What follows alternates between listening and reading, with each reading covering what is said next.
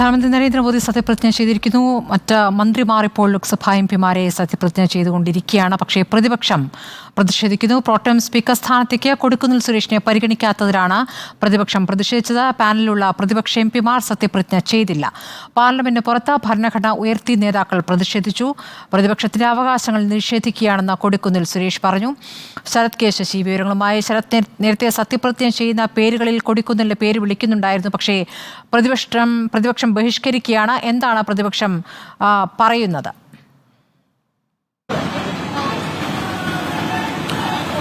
സ്മൃതി, 18ാം ലോക്സഭയുടെ ആദ്യ സമ്മേളനത്തിൽ തന്നെ പ്രതിപക്ഷം നയം വ്യക്തമാക്കുകയാണ്. പാർലമെന്ററി മര്യാദകൾ ലംഘിച്ചുകൊണ്ടുള്ള ഒരു പ്രോട്ടം സ്പീക്കർ തെരഞ്ഞെടുപ്പാണ് ഇത്തവണ ഉണ്ടായത് എന്ന വിമർശനമാണ് പ്രതിപക്ഷം ഉന്നയിക്കുന്നത്. അതിന്റെ ഭാഗമായാണ് പ്രോട്ടം സ്പീക്കർ പാനലിന്റെ ഭാഗമാകേണ്ടതില്ല എന്ന തീരുമാനം ഇപ്പോൾ പ്രതിപക്ഷം കൈക്കൊണ്ടിരിക്കുന്നത്.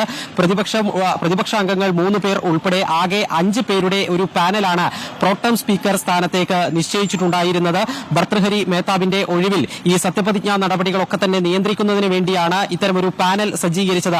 പ്രധാനമന്ത്രി നരേന്ദ്രമോദിയുടെ സത്യപ്രതിജ്ഞ കഴിഞ്ഞ് ഈ പ്രോട്ടം സ്പീക്കർ പാനലിലുള്ള പ്രതിപക്ഷ അംഗങ്ങളെ സത്യപ്രതിജ്ഞ ചെയ്യുന്നതിന് വേണ്ടി പ്രോട്ടം സ്പീക്കർ ഭർതൃഹരി മേഹ്താബ് ക്ഷണിച്ചുവെങ്കിലും പ്രതിപക്ഷ അംഗങ്ങൾ ആരും സത്യപ്രതിജ്ഞ ചെയ്യാൻ തയ്യാറായില്ല. കൊടിക്കുന്നിൽ സുരേഷ്, അതുപോലെ തന്നെ DMKയുടെ TR ബാലു, തൃണമൂൽ കോൺഗ്രസിന്റെ സുദീപ് ബന്ദോപാധ്യായ്, ഈ 3 പേരാണ് പ്രോട്ടം സ്പീക്കർ പാനലിലുള്ള പ്രതിപക്ഷ അംഗങ്ങൾ. ഇവരുടെ 3 പേരുടെയും പേര് പ്രോട്ടം സ്പീക്കർ വിളിച്ചെങ്കിലും അവർ സത്യപ്രതിജ്ഞ ചെയ്യാൻ തയ്യാറായില്ല. ഇനി സംസ്ഥാനങ്ങളിലെ എംപിമാരുടെ സത്യപ്രതിജ്ഞ നടക്കുമ്പോൾ ആ സമയത്തായിരിക്കും ഈ എംപിമാർ 3 പേരും സത്യപ്രതിജ്ഞ ചെയ്യുക എന്നുള്ളത് വ്യക്തമാവുകയാണ്.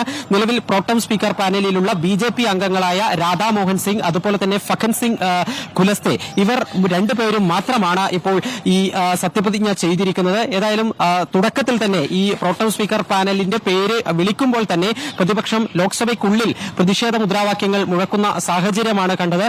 ഇത് വരും ദിവസങ്ങളിലും ഇത്തരത്തിൽ പാർലമെന്ററി മര്യാദകൾ ലംഘിച്ചതിനെതിരായ ശക്തമായ പ്രതിഷേധം സഭയ്ക്കകത്ത് പ്രതിപക്ഷം ഉയർത്തുമെന്നുള്ള കാര്യം വ്യക്തമാണ്. പാർലമെന്റിന് പുറത്തും ഇന്നും പ്രതിപക്ഷം ഭരണഘടന ഉയർത്തിപ്പിടിച്ചുകൊണ്ടാണ് പുതിയ ഒരു ലോക്സഭാ സമ്മേളനത്തിന് തുടക്കം കുറിച്ചത്. കോൺഗ്രസ് നേതാവ് സോണിയാഗാന്ധി, രാഹുൽ ഗാന്ധി ഉൾപ്പെടെയുള്ള ഇന്ത്യ ബ്ലോക്കിന്റെ പ്രധാനപ്പെട്ട നേതാക്കൾ എല്ലാവരും പാർലമെന്റിന്റെ അകത്തേക്ക് കയറുന്നതിന് മുൻപ്, ലോക്സഭയുടെ ഉള്ളിലേക്ക് കയറുന്നതിന് മുൻപ് ഭരണഘടന ഉയർത്തിപ്പിടിച്ചുകൊണ്ടായിരുന്നു അവർ ഈ ഭരണഘടന സംരക്ഷിക്കുന്നതിന് വേണ്ടിയുള്ള പോരാട്ടത്തിലേർപ്പെടുകയായിരിക്കും ചെയ്യുക എന്ന് വ്യക്തമാക്കിയിരിക്കുന്നത്. പ്രതിപക്ഷം പ്രതിഷേധത്തിലാണ്. പ്രോട്ടം സ്പീക്കർ വിഷയത്തിൽ കൊടിക്കുന്നിൽ സുരേഷിന്റെ ഒഴിവാക്കിയതിൽ പ്രതിഷേധിക്കുകയാണ്. പുറത്ത് ഭരണഘടന ഉയർത്തിപ്പിടിച്ചുകൊണ്ടുള്ള പ്രതിഷേധത്തിലേക്ക് പ്രതിപക്ഷം നീങ്ങിയിരിക്കുന്നു. സത്യപ്രതിജ്ഞാ ചടങ്ങ് ബഹിഷ്കരിച്ചുകൊണ്ടാണ് പ്രതിപക്ഷം പുറത്തേക്ക് ഇറങ്ങിയിരിക്കുന്നത്.